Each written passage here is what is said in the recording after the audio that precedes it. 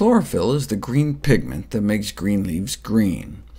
If one searches for chlorophyll in the medical literature, though, a lot of what you find is about fecal fluorescence, a way to detect the contamination of carcasses with feces in the slaughterhouse, to reduce the risk of food poisoning from pathogens harbored within animal feces. Fecal matter gets on meat either through with knife entry through the hide into the carcass, and also splashback and airborne deposition of fecal matter when you're peeling off the skin.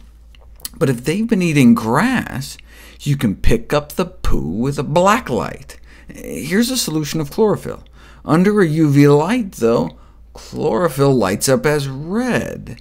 So if you have a black light in a chicken slaughter plant, you can get a drop on the droppings.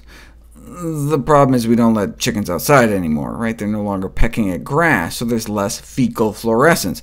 We could let them run around, but it would save money. Just add a chlorophyll supplement to their feed, so then you can better identify the areas of gut spill contamination on the meat. The reason I was looking up chlorophyll was to follow up on the data I presented in my Eating Green to Prevent Cancer video, suggesting that chlorophyll may be able to block carcinogens. There were a few in vitro studies I found, in addition, on the potential anti-inflammatory effects of chlorophyll. After all, green leaves have long been used to treat inflammation, so anti-inflammatory properties of chlorophyll and their breakdown products after digestion was put to the test. And indeed, they may represent valuable and abundantly available anti-inflammatory agents. Maybe that's one reason why cruciferous veggies like kale and collard greens are associated with decreased markers of inflammation. In a petri dish, for example, if you lay down a layer of arterial lining cells, this is how many inflammatory immune cells stick to them before and after you stimulate them with a toxic substance. We can bring that inflammation down, though, with the anti-inflammatory drug aspirin, or even more by just adding some chlorophyll, just dripping some chlorophyll on it. Perhaps that's one of the reasons kale consumers may live longer lives. This is the study, though, that blew my mind. Sunlight is the most abundant energy source on this planet. So far, so good. However, only plants are able to use it directly, or so we thought. After eating plants, animals have chlorophyll in them too, right? Might we be able to derive energy directly from sunlight?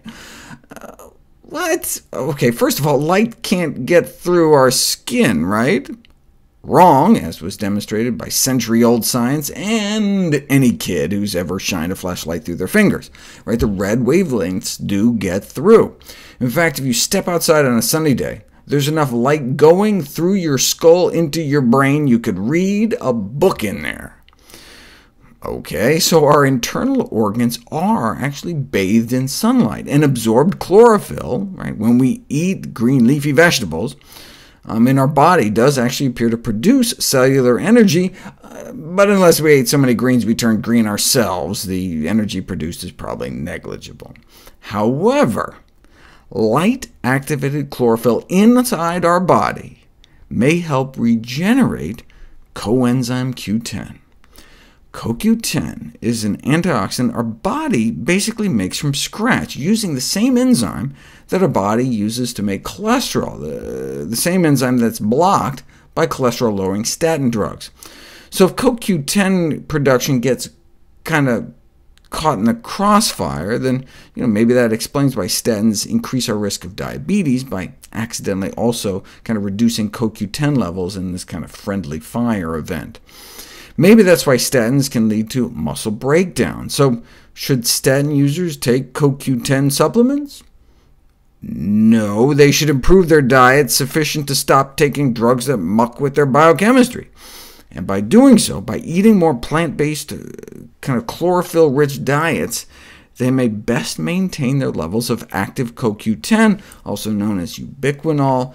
However, when ubiquinol is used as an antioxidant, it's oxidized into ubiquinone, and to act as an effective antioxidant again, the body must regenerate ubiquinol from ubiquinone, maybe using dietary chlorophyll metabolites and light. So they put it to the test. They exposed some ubiquinone and chlorophyll metabolites to the kind of light that makes it into our bloodstream, and poof! CoQ10 was reborn. But without the chlorophyll, or without the light, nothing happened.